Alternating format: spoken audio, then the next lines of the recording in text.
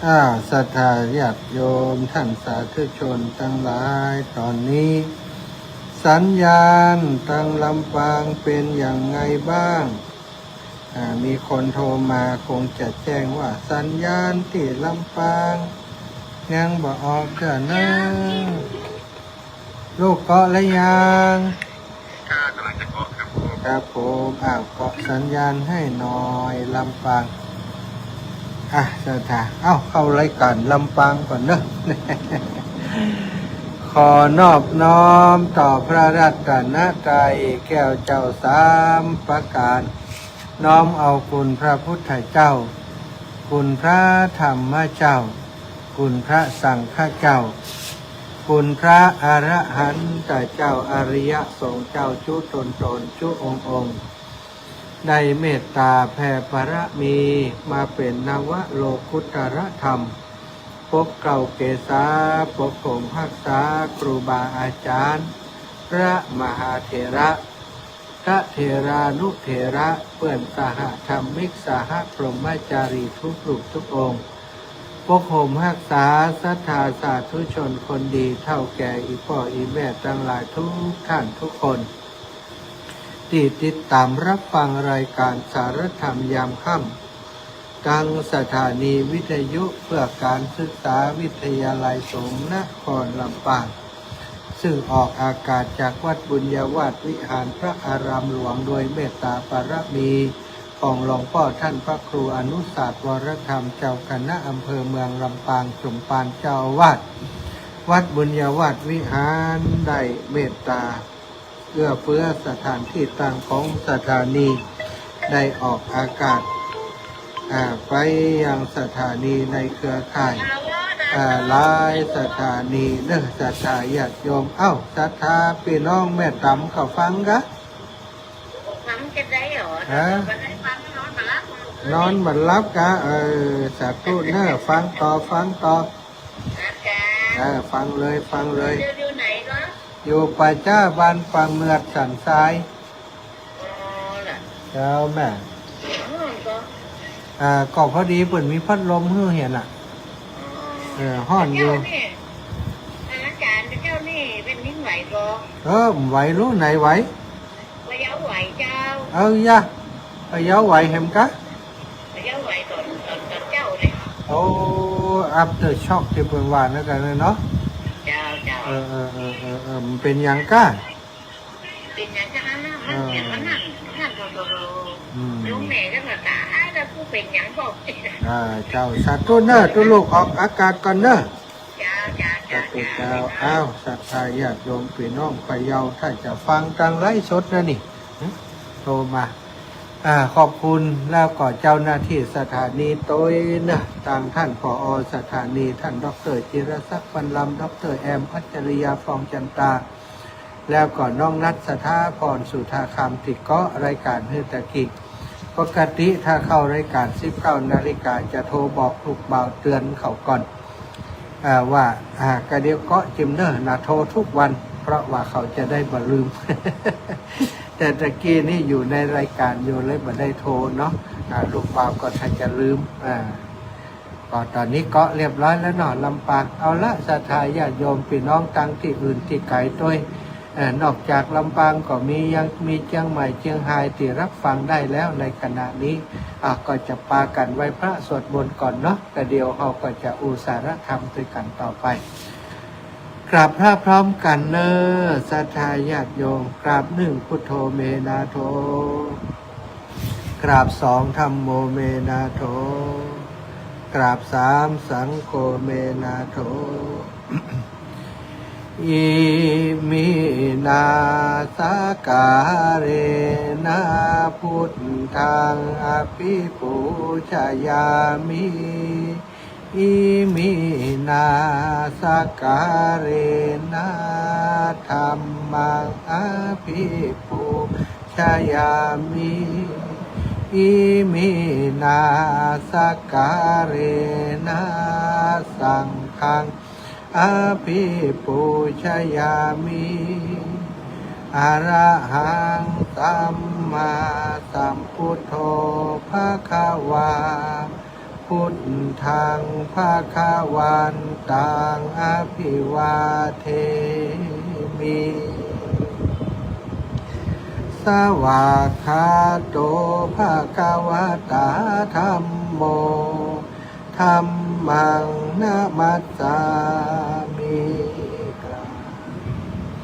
สุปฏิปันโนภะคะวะโตสาวกสังโฆสังฆังนะมามินะโมตัสสะภะคะวะโตอะระหะโตสัมมา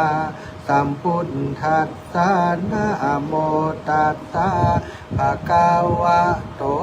อะระหะโตสัมมาสัมพุทธัสสะนะโมตัสสะภะคะวะโตอะระหะโตสัมมาสัมพุทธัสสะพุทธังสารนังกัจฉามิธัมมังสารนังกัจฉามิสังฆังสารนังกัจฉามิตุติยัมปิพุทธังสารนังกัจฉามิตุติยัมปิธัมมังสารนังกัจฉามิตุติยัมปิสังฆังสารนังกัจฉามิตติยัมปิธัมมังสารนังกัจฉามิตติยัมปิสังฆังสารนังกัจฉามิอิติปิโสภะคะวะอะระหังสัมมาสัมพุทโธวิชชาจารณะสัมปันโนสุขโตโลกาวิทูอนุตตโรปุริสธรรมสารถิสัทธาเทวะมนุษย์สานังพุทโธภะคะวะติสาวะกาโตภะคะวะตาธัมโมสันทิฏฐิโกอากาลิโกเอหิปัสสิโกโอปันนายิโกปัจจัตตังเวทิตาโพวินโยหิติสุปริปันโนภะคะวะโตสาวกสังโฆอุชุปฏิปันโนภะคะวะโตสาวกสังโฆยายาปฏิปันโนภะคะวะโตสาวกสังโฆญาติทางจัตตาริปุริสายุคานิอัฏฐปุริสาภุคาลาเอสะภะคะวะโตสาวกสังโฆอะหุนายโยปะหุนายโยทักขินายโยอัญชริการานิโยอนุตตรังปุญญเขตังโลกัสสาติศรัทธาญาติโยมทั้งหลายกราบพระพร้อมกันเนอกราบหนึ่งพุทธังวารันตังสิรสานะมามิกราบสองธัมมังวารันตังสิรสานะมามิกราบสามสังฆังวารันตังสิรสานะมามิยินดีต้อนรับศรัทธาสาธุชนคนดีพี่น้องลำปางเข้าสู่รายการสาระธรรมยามค่ำนะตะกี้ได้เข้ารายการตั้งแต่18 นาฬิกาทักทายกับศรัทธาญาติโยมพี่น้องในพื้นที่จังหวัดเชียงใหม่จังหวัดเชียงรายเรียบร้อยแล้วนะยังศรัทธาญาติโยมที่กำลังเข้ามาใหม่ก็คือศรัทธาญาติโยมอีพ่ออีแม่จากต่างจังหวัดลำปางของเขากำลังได้เข้ามาแต่หลายคนที่เปิดมีเฟซบุ๊กคนเท่าบ่เดียวบ่ธรรมดาเนอะมีเฟซบุ๊กก็ดูทางเฟซบุ๊กอีแม่ดูทางเฟซบุ๊กม่วนดีอาจารย์ม่วนยังได้หันหน้าตัว ได้หันหน้าตัวกับหมดแล้วเนาะหันรอยยิ้มหันการอู้กันจาได้หันหน้าหันตาตัวอีวะนะ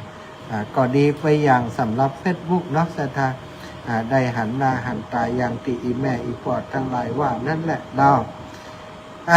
เอาศรัทธาญาติโยมก่อนนี้ก็จะเอาสารธรรมมาอุจามาแบ่งปันนะตะกี้ในช่วงของตอนบ่ายแต่ศรัทธาญาติโยมได้ฟังได้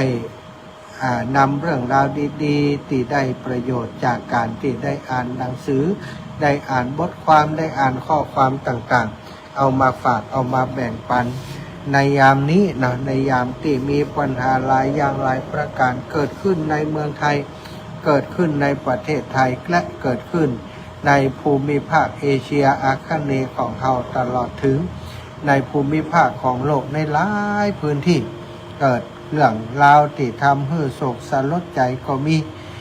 เกิดเรื่องราวที่ทำให้เราบ่ค่อยสบายใจกับสิ่งต่างๆที่เกิดขึ้นในระยะเวลานี้ก็ดีนะแต่อย่างใดก็ตามศรัทธาอย่างที่เกิดไปแล้วบางสิ่งบางอย่างมันอยู่เหนือความควบคุมของเขากึดไปก็ทุกข์ใจไปกึดหนักก็ทุกข์หนักกึดน้อยก็ทุกข์น้อยเพราะฉะนั้นคนที่บักกึดอย่างไปนักบักกึดคือมันเดือดร้อนนักก็จะได้สบายใจ ถ้ากึดนักก็อย่างว่านั่นแหละศรัทธาเวลาเขากึดอย่างเนี่ยเพิ่นบอกว่าถ้าอย่างคนดูละครทีวีดูละครโทรทัศน์นี่นะดูไปถ้าใส่อารมณ์ไปด้วยตัวละครมันก็คิดนักมันก็เจ็บปวดด้วยตัวละครบางครั้งบางทีก็โคตรตัวละครเปิ่นแสดงเป็นตัวละครเป็นตัวโค้งเฮาดูละครด้วยเปิ่นก็จังเปิ่นโคตรเปิ่นเกลียดเปิ่นตัวโกงนั้นไปซื้อของในกาดในลีด่าเปิ่น ความจริงเปิ่นชื่อแหมอย่างหนึ่งไปด่าเปิ่นก็นึกว่าเปิ่นเป็นชื่อนั้นความจริงบัดใจนะความจริงการแสดงเป็นคนโน้นคนนี้บัดใจชีวิตจริงเปิ่นคือคนนั้นนะชีวิตจริงเปิ่นก็คือแหมคนเปิ่นก็คือดาราคนหนึ่งบัดใจชื่อที่ในตัวละครสักหน่อยแต่เขาก็เวลาดูละครเปิ่นเรียกว่าอินในละครบางคนที่บักก่อนนี่เปิ่นเรื่องไอ้หยังก็ศรัทธาติดตัวโกงมันร้ายขนาดเนี่ยมันขำนางเอกนี่ศรัทธาญาติโยมคนหนึ่งดูไปดูมาโมโห บุ๊กทีวี พอบุ๊กทีวีมันก็มืดทึ่มเหมือนศรัทธากว่าจะหู้ตัวโคตรไปเห็นแล้วบุ๊กไปเห็นแล้วอย่างอีกก็มีเนาะในสมัยที่คนยังรุ้นกันเรื่องของการดูละครแต่สมัยนี้ประเดี๋ยวนี้คนที่ดูละครรู้สึกว่าจะมีน้อยลงนะศรัทธาญาติโยมคนที่ดูละครอย่างต่างๆมีน้อยลงคนบ่ค่อยหุ่มดูต่อได้แล้วไปหุ่มมาอย่างศรัทธาถ้าเปิ่นบ่ดูอย่างนั้นเปิ่นก่อนไปดูไปฟังวิทยุของนี่อย่างศรัทธาอีแม่อีปอดทั้งหลายนี่ก็มาฟังวิทยุเอาสาระเอาประโยชน์บางพ่องก็ไปดูตังบ่ดูทีวีแล้วแต่ว่าก็ดูตังโทรศัพท์อันนี้ก็เป็นประโยชน์เหมือนกันเนาะคนที่มีโทรศัพท์ก็ใจประโยชน์ได้หลายอย่างนอกจากโทรเข้าโทรออกแล้วเดี๋ยวนี้มันยังถ่ายรูปได้เนี่ยอย่างได้สารพัดสารเพโทรศัพท์มือถือของเขานี่นะซื้อข้าวซื้อของโอนเงินโอนทองได้หมดแต่ขอเพื่อมันมีสตังค์อยู่ในฮันเตอร์เนาะถ้ามีสตังค์ก็โอนได้เหมือนกันถ้ามีสตังค์ก็เป็นอันว่าใจทำงานได้ทุกอย่างโทรศัพท์มือถือก็เอามาใช้เป็นประโยชน์อย่างอาตมาภาพนี้ก็ใช้โทรศัพท์เพื่อเป็นประโยชน์ไลฟ์สดออกอากาศอยู่นี้เนี่ยเปิดก็สัญญาณออกไปจากโทรศัพท์ถ้ามีโทรศัพท์ก็จบข่าวซะนะเดินธุดงค์จัดรายการบัดใดบัดเดียวนี้เดินธุดงค์อยู่ที่ไหนถ้ามีน้ำมีไฟถ้ามีไฟถ้ามีแบตเตอรี่อยู่ก็เป็นอันว่าจัดรายการได้ทุกที่ทุกแห่งถ้ามีสัญญาณเน็ตโดยถ้ามีสัญญาณอินเทอร์เน็ตก็จบข่าวเหมือนกัน ว่าสามารถจะจัดรายการได้เนาะอันนี้คือความเจริญทางเทคโนโลยีศรัทธาญาติโยม เมื่อหัวค่ำยามแรงตอนบ่ายน้อยอาตมาได้จัดรายการได้อุจาไปว่าการที่เราได้อ่านหนังสืออ่านบทความต่างๆมันก็ได้ความรู้นะ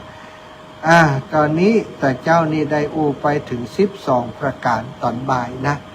บทความที่ได้อ่านได้ครูบาอาจารย์เปิดก็ส่งมาฮึนะเขาก็พอแล้วมันเป็นประโยชน์เลยเอานำมาขยายความมาอูมาจาให้ศรัทธาญาติโยมได้รับทราบรับฟังแต่เจ้าข้อที่12นะข้อที่12ถ้าเขาซื้อแต่สิ่งของบ่จำเป็นถ้าเขาซื้อไปซ่อเอาของที่บ่จำเป็นเข้ามาไว้ในครอบครัวติ๊กในครอบครองติ๊กต่อไปเขาอาจจะต้องสูญเสียอาจจะต้องขายสิ่งที่จำเป็นเพื่อเอาสิ่งที่บ่จำเป็นนั้นไว้นี่สถานก็มีหลายคนหลายท่านซื้อรถซื้ออายังมา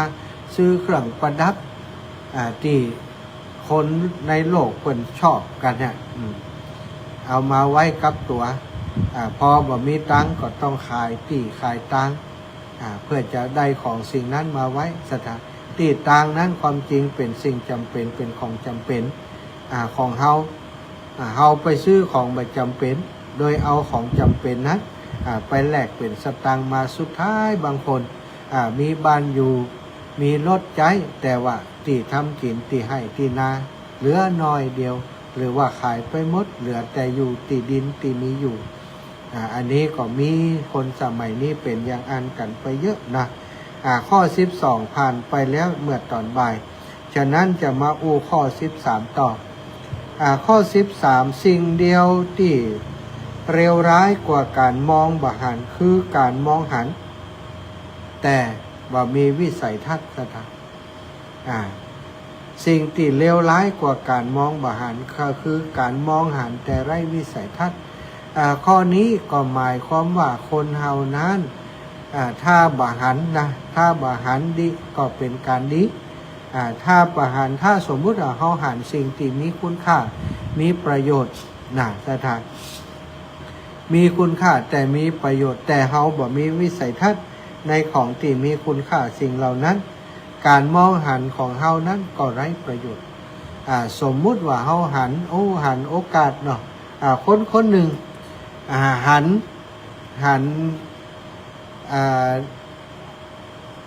นสิ่งหนึ่งหันอายังก็ได้สมมุติว่าหันสินค้าอย่างสักอย่างหนึ่งนี่สถานหันแล้วคิดว่าของสิ่งนี้บ้านเฮานี่บ่ค่อยมีบ้านเฮานี่หาเข็มบ้านเฮานี่หาบ่ได้หรือว่าบ้านเฮานี่ช่วงนี้ปลูกพืชชนิดนี้บ่ค่อยได้ผลบ่ค่อยมีแต่ว่าสิ่งนี้มันจำเป็นต่อการดำรงชีวิตของคนบ้านเฮาก็เลยไปหันแล้วมีวิสัยทัศน์มีความคิดดีๆก็เลยซื้อของสิ่งนั้นมาแล้วก็เอาไปขายที่บ้านตัวเก่าปรากฏว่าได้กำไรเป็นกอบเป็นกำอันนี้เรียกว่าเป็นคนมีวิสัยทัศน์เป็นคนที่มองหันแล้วหันคุณค่าของสิ่งนั้นแล้วเอามาสร้างประโยชน์ได้แต่กับอีกคนหนึ่งศรัทธาญาติโยมหันของสิ่งนั้นเหมือนกันแต่ว่าบ่มีวิสัยทัศน์การหันนั้นก็เท่ากับว่าศูนย์เปล่าบ่มีความหมายบ่มีประโยชน์อะไรอย่างการมองหันเพิ่นบอกว่าสิ่งเดียวที่เลวร้ายกว่าการมองบ่หันก็คือการมองหันแต่ขาดวิสัยทัศน์การที่มองบ่หันนี่มันเลวร้ายอยู่แล้วเอียดเลยนะการที่มองบ่หันนี่เลวร้ายแต่ที่เลวร้ายกว่านั้นคือหันแต่ว่าบ่หันประโยชน์บ่มีวิสัยทัศน์ในสิ่งนั้นที่เฮาหันก็มีหลายสิ่งหลายอย่างศรัทธาอย่างบางคนได้หันพระสงฆ์องค์สังฆเจ้าหันครูบาอาจารย์เปิดปฏิบัติดีปฏิบัติชอบบางคนได้อ่านหนังสือธรรมะได้หันวัดหันว่าหันคนเปิดทำบุญทำกุศลบ่ได้สนใจบ่ได้ใส่ใจหันเปิดทำกิจกรรมที่มีประโยชน์ก็บ่เข้าไปช่วยเหลือเติมอันนี้ก็แต่ซักแต่ว่าหันแล้วบ่เกิดประโยชน์อะไรอย่างเลวร้ายกว่ากันบ่หันศรัทธาเนาะเอาหันน้ำหันธรรมหันได้ฟังน้ำฟังธรรมได้อ่านหนังสือธรรมะต้องเอามาปฏิบัติ ถ้าบางนั้นถ้าบางอย่างนั้นก็แสดงว่าเฮาบ่มีวิสัยทัศน์ในเรื่องนั้นๆต่อไปข้อที่14ห้องซึ่งปราศจากสิ่งที่เป็นประโยชน์เนาะห้องที่ปราศจากหนังสือหนังหาเพิ่นบอกว่าบ้านที่บ่มีหนังสือหนังหาอ่านเลยแม้กระทั่งหนังสือธรรมะหนังสือสวดมนต์แสดงว่าโอ้เฮาบ่ใจเป็นชาวพุทธแท้แล้วเนาะแต่ถ้าหนังสือสวดมนต์ศรัทธาอีพ่ออีแม่ทั้งหลายถ้าเฮามียังบ้านยังเฮือนของเฮาสักเล่มหนึ่งเอามาอ่านเอามาท่องเอามาสวดมนต์เอามาดูสิ่งที่เป็นประโยชน์ให้มันมีหลายเรื่องบางครั้งก็เป็นเรื่องของศาสนาพิธีก็มีวิธีการต่างๆในการทำบุญก็มีอยู่ในหนังสือสวดมนต์ท่านแต่บางคนก็ยังว่านั้นหนังสือเล่มก็มิติดบ้านแสดงว่าถ้าอย่างนั้นถ้าปราศจากซึ่งหนังสือก็เหมือนกับชีวิตที่ไร้ความหมายแต่โอ้อีแม่อ่านหนังสือมาได้อาจารย์มีก็มีประโยชน์ก้าอีนักสถามีไว้ดีกว่าแบบมีไว้บางทีบางครั้งบางทีลูกหลานเขาอ่านได้ให้เขาอ่านให้ฟังมันก็มีประโยชน์แต่คนสมัยนี้บ่หุมอ่านหนังสือสถาอาตมาภาพนี้อยู่ที่ไหนนี่ตั้งแต่เป็นฆราวาสตั้งแต่เป็นอันนี้แล้วเนาะต้องมีตู้หนังสือต้องมีหนังสือ คุณครูที่เป็นแม่บ้านคือสมัยเมื่อเป็นฆราวาสเป็นว่าหนังสืออันของปีนานนี่มีนักกว่าหนังสือของครูก่อน หนังสือหุมอ่านหนังสือยังเป็นครูอย่างนี้นะเอามาใช้ประโยชน์เนาะถึงแบบเป็นครูแต่ว่าก็เอามาสอนตัวเองได้เอามาใช้ประโยชน์ได้อันนี้ก็คือประโยชน์จากการที่มีหนังสือเหมือนกันที่สามารถจัดให้การได้อู้เรื่องนู้นเรื่องนี้พอจะอู้ได้พ่องก็จากการที่ได้เสพได้อ่านได้คุ้นตากับหนังสือหนังหาต่างๆหนังสือมีเยอะจนอ่านบ่จบอ่านบ่หมดเพราะระยะหลังนี้บ่ค่อยได้มีเวลาอ่านก็มีสตาเนาะเพิ่นถึงได้บอกว่าห้องที่ปราศจากหนังสือหรือบ้านที่ปราศจากหนังสือก็เหมือนชีวิตที่ไร้ความหมายอันนี้เป็นข้อคิดนะสตาจะจริงหรือไม่จริงสตาก็ลองฟังลองคิดโดยก็แล้วกันข้อ14ข้อ15จงสวมเสื้อโค้ทตัวเก่าและหนังสือเล่มใหม่แน่สถานอันนี้ก็หมายความว่าเสื้อโค้ทตัวเก่าถึงเขาจะเป็นคนเก่าคนเดิมเนี่ยแต่ฮัดฝึกฝนในการมีสิ่งใหม่ๆเข้ามาในชีวิตลองอ่านหนังสือลองฟังเรื่องเล่าใหม่ๆจากคนนั้นคนนี้หนังสือนี้มีประโยชน์แม้กระทั่งหนังสือการ์ตูนสถานก็ยังได้สอนสาระประโยชน์ไว้ในหนังสือนั้นสอนละอ่อนหนังสือการ์ตูนบางเรื่องนี่สอนละอ่อนให้มีคุณธรรมนะสอนละอ่อนให้มีระเบียบวินัยเขียนขึ้นมาเพื่อจะสร้างตัวละครเพื่อเป็นคนมีระเบียบวินัยเนี่ยสถานมีตัวไล่มีตัวโกงเหมือนกันในหนังสือแต่ละเล่มแต่ละเรื่องถ้าเขาอ่านเอาประโยชน์เขาก็จะได้ประโยชน์จากการอ่านทุกอย่างทุกเรื่องนะแล้วก็จงนักอ่านว่าได้เป็นผู้นำทุกคนแต่ผู้นำทุกคนมักจะเป็นนักอ่านแน่สถานอีพ่ออีแม่ลองขอเถอะคนที่หุ่มอ่านหนังสือนะอย่างญาติธรรมของหมู่เฮาที่ชอบฟังรายการเนี่ยมีคนหนึ่งที่อาตมาไปแอวหาทุกครั้งเปิ้นจะต้องมีหนังสือมาปั่นฮื้อมีหนังสือมาบริจาคฮื้ออาตมาเอาไปไว้ตามวัดตามวาเอาไว้ไปอ่านนั่นก็คือโยมแม่สายทองสถาแม่สายทองธัญแก้วที่บ้านห้องหลับปูเนี่ยหนังสือเปิ้นนักแล้วแบบแปลกใจว่าทำไมแม่สายทองถึงคำพจน์คำกรคำโครงคำข้าวต่างๆได้เก่งแกไปอ่านเจออย่างดีๆแกจะเขียนไว้จดไว้สถานหนังสือที่เป็นลายมือของโยมแม่สายทองเนี่ยแกเอาฮื้ออาตมาเล่มหนึ่งหนาประมาณสัก50-60 หน้าสถานเป็นตัวเขียนเป็นตัวหนังสือแต่แกเขียนเองด้วยความบรรจงเข้าท่ามากเลยนี่คนอย่างนี้นี่จะมีความสุขและก็พยาปัญญาจะเกิดขึ้นได้ตลอดเวลาเป็นคนเก่าในร่างใหม่ได้ตลอดใส่เสื้อโคตรตัวเก่าแต่ความรู้ใหม่ๆมีตลอด อ่านหนังสือเล่มใหม่ตลอดนะก็หลายคนเนาะเก่าที่อาตมาหันที่หุ่มอ่านหนังสือแม่บัวลอยสายเขียวที่ลำปางก็เหมือนกันแม่ทองสุกแม่ไออย่างหลายๆแม่เนี่ยชอบเอาหนังสือมาอู้มาอวดอันนี้ก็เข้าท่านะท่าคนเฮาจะต้องเรียนรู้อยู่ตลอดเวลานักอ่านทุกคนนักอ่านทั้งหลายไม่ได้เป็นผู้นำทุกคนแต่ผู้นำทุกคนนี่ต้องอ่านหนังสือซะท่าเพราะในหนังสือนี่มีหลายๆเรื่องหลายๆอย่างที่มันเติมสติปัญญาให้กับเราอาตมาหันหลายคนหลายท่านนักการเมืองระดับประเทศระดับโลกหลายๆคนเนาะนิยมอ่านหนังสือหุ่มอ่านหนังสือหุ่มอ่านหนังสือต้องมีเวลาอ่านหนังสือทุกๆวันในเมืองไทยของเราก็มีผู้นำหลายคนท่านอนันต์ปัญญารชุนนี่เป็นคนที่เป็นนอนหนังสือคนหนึ่งท่านชวนหลีกภัยนี่เพิ่นชอบหุ่มอ่านหนังสือท่านมหาตมะคานธีนี่สถาประธานาธิบดีของประเทศอินเดียหุ่มอ่านหนังสือนี้เป็นชีวิตจิตใจของท่านฉะนั้นคนกลุ่มนี้ประธานาธิบดีของสหรัฐอเมริกาหลายๆคนก็หุ่มอ่านหนังสือนะสถานคนที่จะเป็นผู้นำทุกคนถ้าขาดเสียซึ่งการอ่านหนังสือบ่หุ่มอ่านหนังสือแล้วก็เป็นผู้นำยาก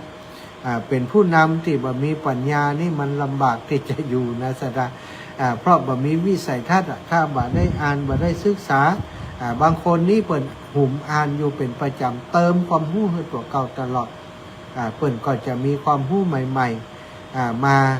มาพัฒนาประเทศชาติมาบอกประชาชนของเปิ่น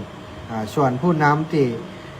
บ่สนใจบ่ใส่ใจในการเติมความรู้ให้ตัวเก่าก็มีแต่ความรู้เก่าๆบทเรียนเก่าๆดูแต่คนเก่าๆเอามาใช้มาบริหารประเทศแต่สุดท้ายก็บ่ทันโลกบ่ทันสมัยเนาะคนที่จะทันโลกทันสมัยผู้นำที่ดีจะต้องเป็นนักอ่านนักศึกษาหาความรู้บางคนฉลาดนะสถาบันได้อ่านด้วยตัวเองเอาคนที่เปิ่นอ่านแล้วเนี่ยอ่านเรื่องนี้มาสรุปให้ฟังเปิ่นก็เข้าใจในเรื่องราวนั้นๆถ้าบ่เข้าใจเปิ่นก็ไปค้นคว้าไปอ่านเพิ่มเติมเนี่ยมีผู้นำหลายๆคนที่อาศัยคนอื่นอ่านหนังสือคนนี้อ่านเล่มนี้น่าสนใจซื้อหนังสือมาแล้วคือคนนี้อ่านคิดวิเคราะห์เรียบร้อยสรุปแต่หัวข้อสำคัญมาอู้กับเปิ่นก็ได้เก็บข้อมูลอันนี้ก็ฉลาดไปแหมแบบเนาะถ้าตรงไหนที่น่าสนใจตรงไหนที่เป็นประโยชน์เปิ่นก็เข้าไปอ่านคนเดียวแหมศรัทธาญาติโยมฉะนั้นการที่เฮาเป็นนักอ่านนี้มีโอกาสได้เป็นผู้นำถ้าเป็นผู้นำแล้วก็จะเป็นผู้นำที่ดีนักอ่านทุกคนบ่ได้เป็นผู้นำแต่ผู้นำทุกคนต้องเป็นนักอ่านเนาะศรัทธาแล้วก็ข้อคิดที่17เปิ่นบอกว่าจงทำลายศัตรูของท่านโดยการทำให้เขามาเป็นมิตรการทำลายศัตรูของเฮานะเปิ่นบอกว่ามันมี2อย่างทำลายศัตรูโดยการทำลายสมมุติว่าจังคนนี้นี่ทำลายเขาทำลายทางธุรกิจทำลายทางเศรษฐกิจ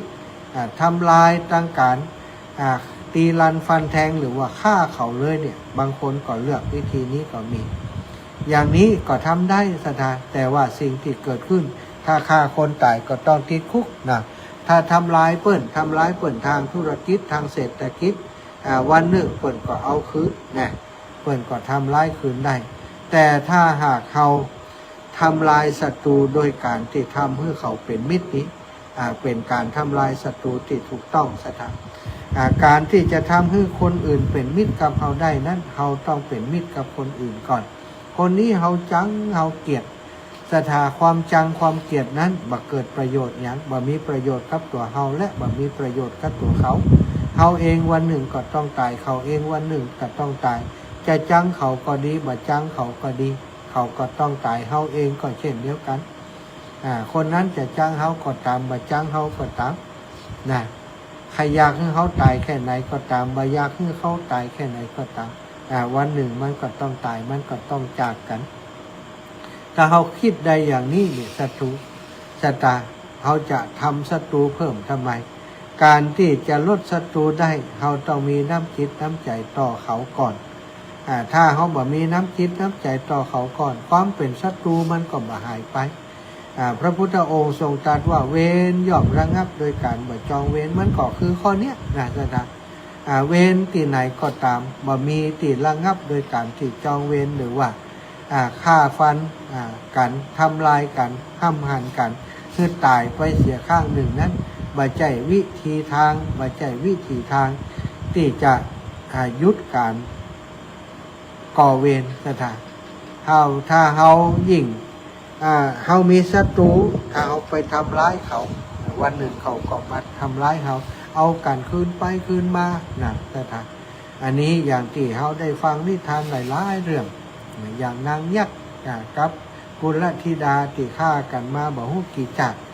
ตั้งแต่เป็นเมียหลวงตั้งแต่เป็นเมียน้อยกันสุดท้ายก็มาจบโดยการที่เป็นมิตรต่อกัน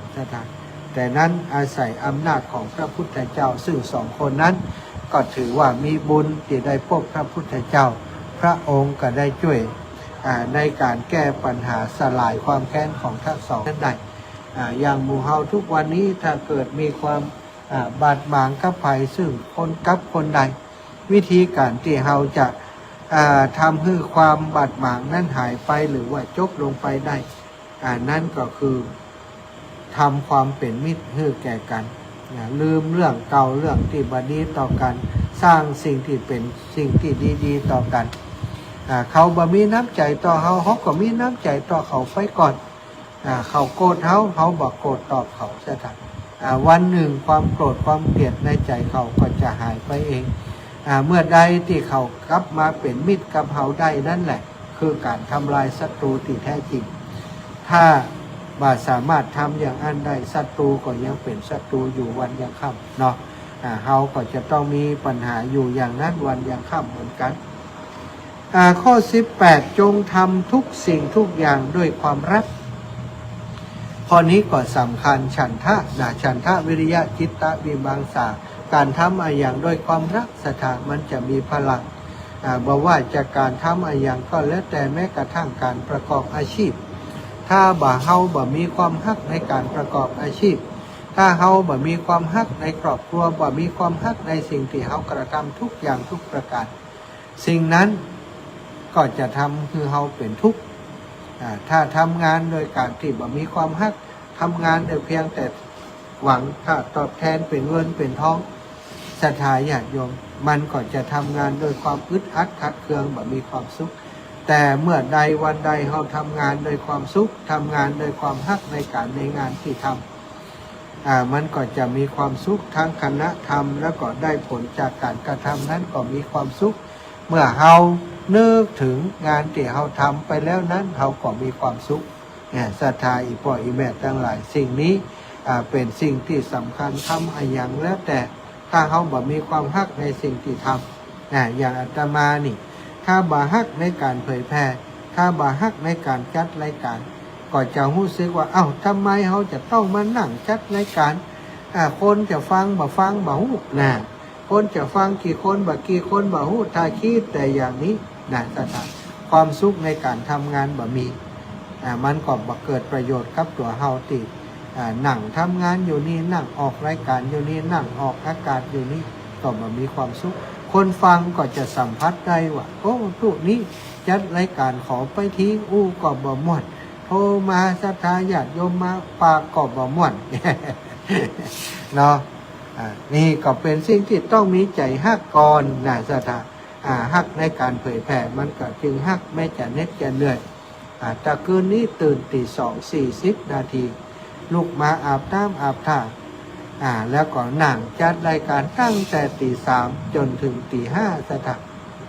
ตี 3ถึงตี 5ก็ไม่ได้พักผ่อนเนาะสวดมนต์ไหว้พระเรียบร้อยจัดข้าวจัดของเก็บข้าวเก็บของก็6 โมงเกิน6 โมงไปออกเดินทางมามาถึงตอนบ่ายมาพบมีคนโทรมาอาจารย์เข้ารายการแตนเปิ้ลจินเนอร์15 นาฬิกาถึง 17 นาฬิกา ถ้าบ่มีความฮักในการจัดรายการโอ้บ่จัดว่าจัดอิดอยู่ฮ้อนอยู่ไปจะจัดก็จัดเถอะเนี่ยก็ลำบากเขาลำบากคนที่ติดต่อมาเสาะไปดีมาจัดรายการนะก็จำเป็นถึงจะจำเป็นแต่ว่าทำด้วยความรักในการทำงานนั้นเนาะนะครับญาติโยมสันซ้ายกะแม่เครือวันกะ ปัจจัยเจ้าข้าเจ้านี่โยมได้เวทหนองไหวเจ้า โอ้หนองไหวนี่ไหน เจ้า หนองไหว ประเดี๋ยวนี้พระอาจารย์อยู่พระเจ้าประเมิดกับเจ้า ใช่ไก่บ้านแม่ก็ เอาไก่กะอันกว่าจะมาถึงบ้านข้าเจ้ามันต้องผ่านไม่โจกันไม่โจผ่านโรงพยาบาลสันทรายเนาะ อ๋อเหรอ เจ้าผ่านเจดีย์แหมถ้ามาจากเจดีย์ละแม่แฝกแล้วก็ถึงบ้านหนองไหวบ้านท่านโยมเจ้า อ๋อเหรอบ้านหนองไหวเนาะวันผูกจะน่าจะถึงแถวแถวนั้นน่ะ แถวแม่โจ้แถวนั่นน่ะวันผูกเนี่ย จะถึงหนองไหวเวลาไหนก็เจ้า บ้านแน่ใจ มันจะรอ หนองไหวนี่มีปลาเจ้าก็บ้านหนองไหวมีปลาเจ้า หนอง ก็ ไหวแม่แต้มเจ้า ฮะ มีเจ้า มีล่ะ มีเจ้า วัดอีแม่นี่จือวัด ถ้าวัดแม่แต่เจ้า วั แม่ ด แต่หนองไหวเจ้า วัดแม่แต้หนองไหวเนาะจือวัดแม่แต้เลยล่ะ เจ้า เดี๋ยวลองเช็คพอว่ามันไก่ก็ เจ้าแล้วก็ข้าเจ้าอยู่แถวถนนใหญ่นี่นะเจ้าที่ถนนใหญ่นี่เลย อ๋อ สายเป้า จะ จ้ะ สายเป้านี่นะวันผูกจะโทรหาเนอะถ้าไปถึงแถวนั่นก่อนนะเจ้า เจ้า ข้าเจ้าก็ว่าจะรอจะใส่บาตรจานนิมนต์ฉันน้ำอะไรอย่างเงี้ยเจ้า เจ้า จะเอานมอันนั้น วันผูกก่อนกว่ามันจะถึงกี่โมงกี่ยามอย่างไรบอกว่าจะออกจากนี่ได้กี่โมงไปถึงพุ่นกี่โมงจะบอกเลยนะถ้าถึงงานแถวแม่โจ้เนี่ยก็บอกได้ละก้าจากแม่โจ้ไปบ้านนี่แม่ไก่ก็ เจ้าหลายโลเหมือนกันเจ้า10 โลเจ้า โอ้ถ้า10 โลเนี่ยถึงวันฮื้อปุ่นละ อ๋อเจ้าประเทศอย่างก็จะได้เตรียมตัวเจ้า วันผูกถ้าถึงไหนมาแรงวันผูกนอนที่ไหนก็จะบอกให้แม่เนอะวันฮื้อน่าจะวันฮื้อปุ่นละจะได้ใส่บาตรกันเนาะเจ้าโยมแม่ เจ้าตอนนี้ก็ฟังรายการพระอาจารย์อยู่เจ้า โอ้สาธุบุญรักษาเนอะบุญรักษาอีแม่ เจ้า เจ้า เจ้านมัสการเจ้า สาธุ เจ้าสาธุเจ้า อีแม่โอเคจบเขาศรัทธาญาติโยมตะกี้อย่างก็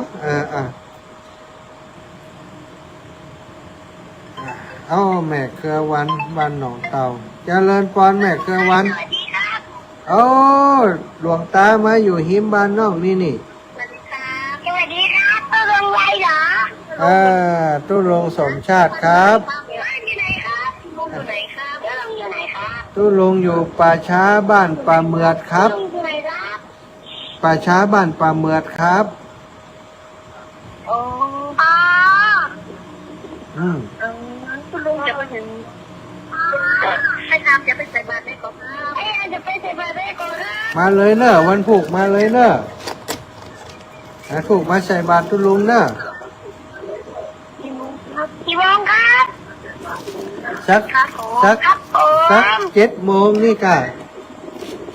6 โมงป่าย7 โมงนี่เนาะ ครับผมครับผม วันผูกปะกันครับวันผูกปะกันครับ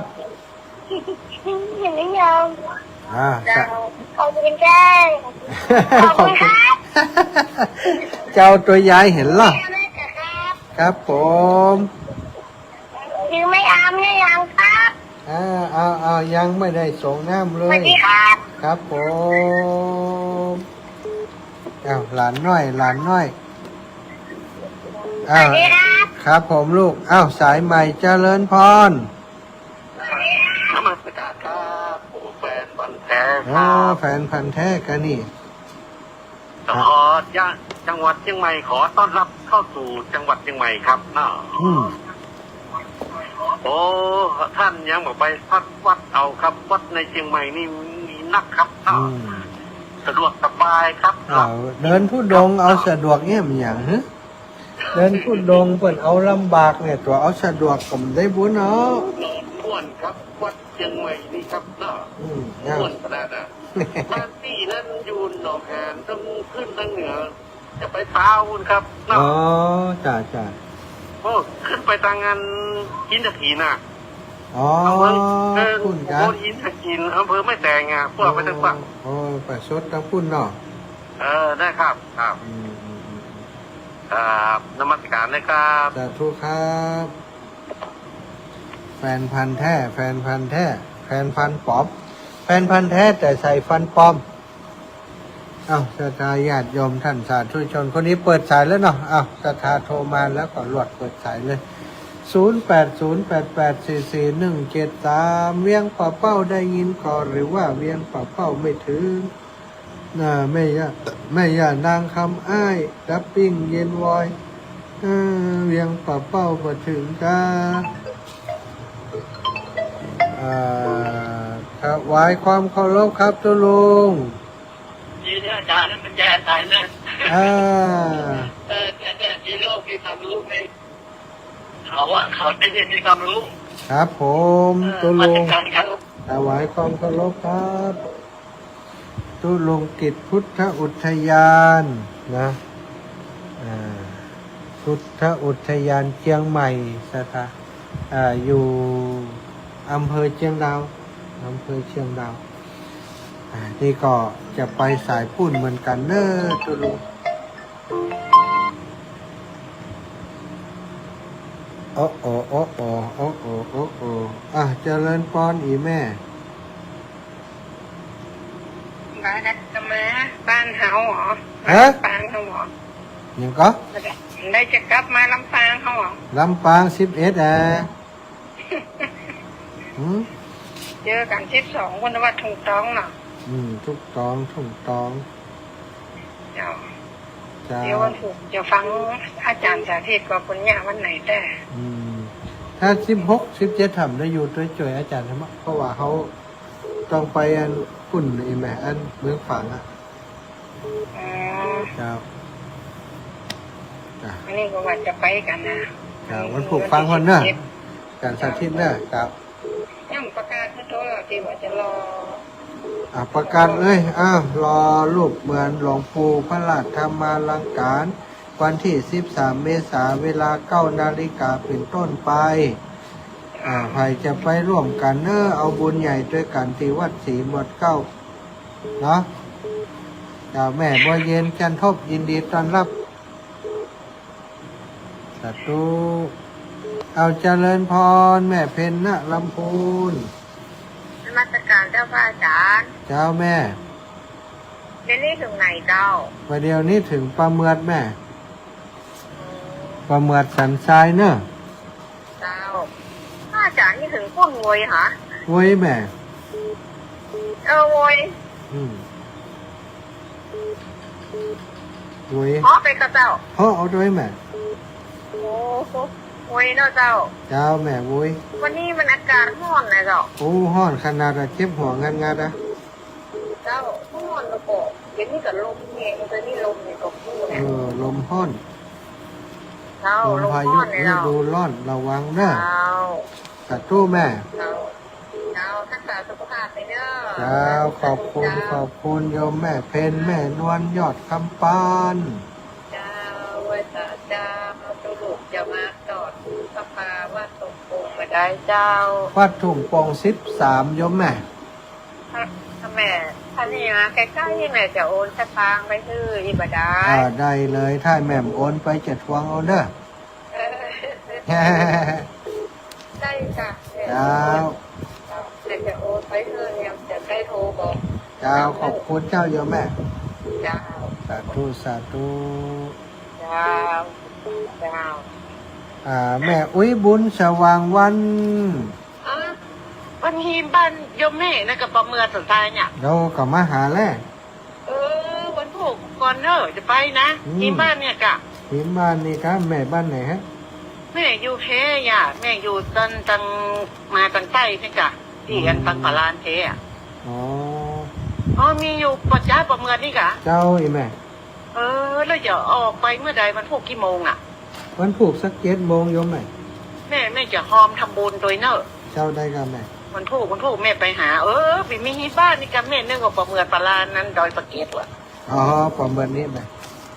บ้านนั้นน้องสุพรขอนเนี่ยกะ ใจวัน แม่ นี้ ปิดตะบนตะไคร้สมพรเขาเป็นตะบนตะไคร้ โอ้เจ้า เจ้าเจดีย์ทองแม่ไปหาเนอะ เจ้าสมพรน่ะ เจ้าจะร่วมทำบุญเจ้า เจ้าสาธุอีแม่ เจ้าสาธุฮีบ้านนี่ ได้หันกันแล้ว น่าจะเจอตัวจริงแล้วบอกกันนี้ ถึงว่าแล้ว นั่น นั่น สาธุเจ้า สาธุเจ้าศรัทธาญาติโยมได้ปะกันแล้วเนาะหลวงปู่ว่าอย่างไรก็บนมีมตายเขาไฟลังว่องกะมันว่องแล้วก็ปะกันแล้วถ้ามันว่องตึ้มได้ปะกันศรัทธาญาติโยมอยู่ตั้งบ้านตั้งจองยังมีเวลาอีกเล็กน้อยนะแหมสัก5 สายถ้าจะได้อยู่นะพี่น้องลำปางไปจะแม่น้อยบัวไข่รับแล้วกะเด็กหญิงบัวไข่นี่รับปิงแล้วพี่น้องลำปางเนอะใครจะโทรมาก็โทรเดี๋ยวจะหมดเวลาเสียแล้วตังเชียงใหม่โทรกันแล้วเนาะวันนี้แม่สายทองทันยาแก้วได้เข้ามาฟังเถิดกาแม่สายทองทันยาแก้วเนอะวันนี้ขอบคุณแม่อาบนวันเล่าคุณโตยวันนี้ได้ดูแลกับข้าวกับป่าเลี้ยงอาหารโตยพัฒอาหารเพนวันนี้ของโยมแม่อมรวันเล้ากุลบ้าน ใกล้ๆบ้านลังกาเนาะบ้านลังกาคนละฝั่งน้ำกับวัดปัตตัน โยมแม่อมรวันเล้ากุลวันนี้ได้ไปพอบ้านใหม่โยมแม่ตุ้ยโยมแม่เปิ้นบ้านใหม่ลูกบ่าวของโยมแม่เปิ้นก็ได้ไปแอวหาวันนี้ที่31น้อมกราบนมัสการเจ้าอยู่ขึ้นสีขาว104เชียงใหม่ชัดเจนฟังทุกคำคืนเจ้าศรัทธาจากตังลำปางแม่ย่าแก้วสิงแก้วเจ้าหลับสองเป็นดาเด้บัดดามีไผโทรก็โทรได้ใช่โทรหาลูกได้หวานอยู่ไหนอยู่ประจ้าไหนประจ้าบ้านป่าเมือดอำเภอสันทรายแม่โยมแม่มันผูกจะไปตังมอแม่โจ้เจ้าแม่ผูกกับไปไก่เจ้าวันนี้ได้หลายงานละพบสภาญาติโยมหลายคนละเปิ่นฟังอยู่ตั้งเพศเปิ่นเคยหันหน้ากันแต่หูลำปางหันก็ไก่ละไก่เนี่ยจะไก่ไก่ไก่บรรทุหาย้อนว่าไก่เนี่ยกันขอบคุณเจ้าแม่ขอบคุณเด้ออากาศร้อนแม่เจียงใหม่เจ้า41-42 องศาโอ้ดีแล้วเจ้าไปบรรไห้นาน้อยสักน้อยโยมแม่นาน้อยอุตุดีไปวัดก่อนวันนี้เป็นข้างห้องกันลงแม่กำไปสักกำฟ้าห้องกะวัดบ้านเฮาเจ้าฝนจะตกจ้ะแม่ฝนนะแต่ว่ามันตกฝนจะตกจ้ะนั่นน่ะแม่ก็ตึ้งได้ไปในกลัวว่าพระม้าของม้ากำม้ากว่ามันตกน้ำแม่นอกก็เป็นฝนเป็นลมแม่กลัวอย่างนั้นเจ้าโยมแม่เจ้าแม่ก็เป็นฝนเป็นลมนะทุกเดียวอยู่ไหนอันอยู่ป่าไผ่สันซ้ายแม่ป่าเมือดบ้านป่าเมือดเจ้าสุสานบ้านป่าเมือดเจ้าหันษาคือความภาพเนอหลวงเนอเจ้าโยมแม่เจ้าสาธุค่ะแม่สุขแม่ท้องสุขสีที่น้อยไหวสาเจ้ายังใครหัวยังสีน้อยเป็นน้ำสกุลนี่แหละชอบหุ่มกะ สีที่นิ้วนี่กันน้อยน่ะกันนิ้วกันน้อยกับเหมือนกันน่ะมันเฮาเป็นว่านิ้วเดียวเอีย เจ้า สีที่ บ่โทรเขาอดบ่ได้ อดมาได้ก็โทรมาโอมาจ้ะ จะโทรมันกับผัวดา ดูมีจ่าด้วยไม่อยากจ่ายสบายดีก็แม่ เจ้าสบายดีเจ้า ได้ทูกัน เดี๋ยวนี้เปิดนั่นกำลังหาจะหยะหอมขนาดนัก ล่ะเดี๋ยว ใส่ จะ หอมขนาดนัก หอมคนล้ำนะน้ำหอมคน จะ ล้ หยะหอม ำน้ำหอมคนอร่อยดี เจ้าไปจ่วยเพิ่นอยู่2-3 วันกะ อ๋อเจ้าจะได้จ่วยน้อยเดียว เพราะ นี่ ต้นขากับดิ้งเนี่ย อ๋อไม่เลี้ยงต้นค้านี่ เจ้า มันปลูกถูกวันที่หนึ่งเนี่ยก็ถ้า ทุ ถู ก ก วันที่นึงนี่ย่างเลย ย่าง อย่า เลย ไปถวายถูกกึ่งเท่านั้นกึ่งหนึ่งเลยอ่ะ เดี๋ยวจดไว้ก่อน สาธุนะแม่นะ เจ้า จ้าบุญทักษาเจ้า เจ้าไว้ โยมแม่ทองสุขสีที่นิ้วบ้านนาดง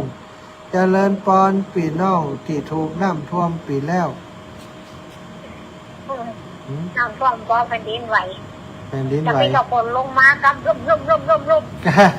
มันลงเหมือนกันไหม มาลงเหมือนมาแก้ว่านับไม่ได้ในบ้านจุดนี้ อ๋อ ไม่ไม่อ้วกนับบ้างกับก้อยจุ่มอ่ะ แม่อยากแก้วว่า3 เม็ดเอ้กี้ไหม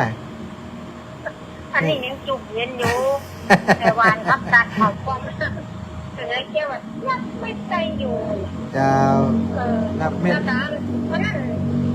นอกท่านมามีการนั้นเลยก็เลยนะ การไหนแม่ ที่รองบอกองค์ดำนั่นก็ที่ไปนั่นแหละ หลวงพ่อองค์ดำก็เขาหูเขากำเตือนนะนี่แม่เดี๋ยวได้ถามละออนกันครับ ถ้าเอิญนี่การเขาแม่เรายังถึงที่ทุกเกิดก็ไม่ได้ถามไปถามน้องแอม อ๋อเหรอได้หลายแสนอยู่จ้ะ หูน่ะจะเข้าหูยอกทำได้ไม่เกี่ยวไปที่หวย อ๋อ ไม่เกี่ยวไปที่หวย มันผูกทัดตันอย่าบอกเลยเด้ออืม แต่ท่านนี่อู้ก็แม่เรื่องอย่างที่ทุ่งเกินก็อู้อย่างแผ่นดินไหว การหน้าที่จะถามแม่เรื่องให้กับน้องแอมหูเรื่อง นั่นเพื่อกันดีที่แต่ก็ที่เรามันอู้กันเมื่อ อู้กันก่อนเก่าวันนี้เขาอู้กันเมื่อนั่นเนาะอีกสาธุนะแม่เวลาหมดเวลาเสร็จแล้วเจ้าสถาญาติยอมวันที่12จะไปบ้านฟ่อนโดยไปบินไปฮับอันอย่างก็ขับป่าเปิดเนี่ยตอนเจ้า057464สถาญาติยอมเวลาหมดเวลานำรายการจากลาไปโดยเวลาเพียงเท่านี้ขอความสัตย์สดีจงมีแก่ศรัทธาสาธุชนทุกคนทุกท่านจัตตารโอธรรมาวัฏันติอายุวันโนสุข